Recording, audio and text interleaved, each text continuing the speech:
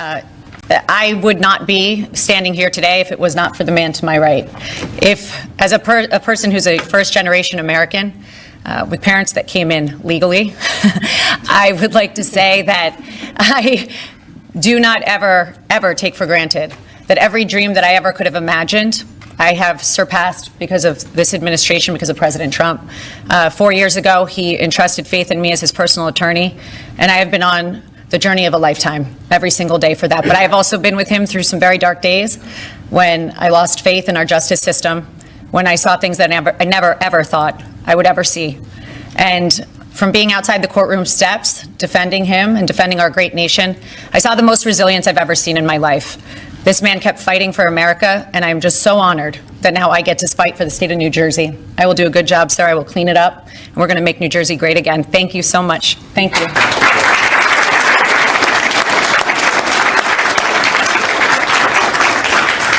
Thank you very much. Do you have any questions, please? Mr. President, Canada's Prime Minister says that they will be implementing retaliatory tariffs. You said if that were to happen, that you would be responding with large-scale tariffs. Will you be following through with that promise?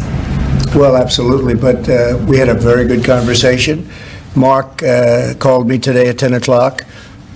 We put out a statement. We had a very, very good talk. He's going through an election now, and we'll see what happens, but we have Liberation Day, as you know, on April 2nd, because, and I'm not referring to Canada, but many countries have taken advantage of us, the likes of which nobody even thought was possible for many, many decades, and, you know, that has to stop.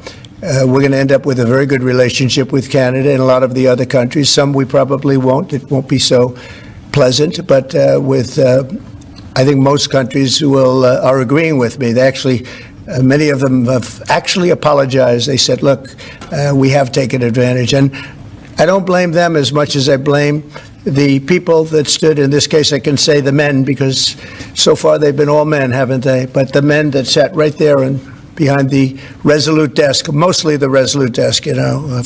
I don't know if you know, you have a choice of 7 desks.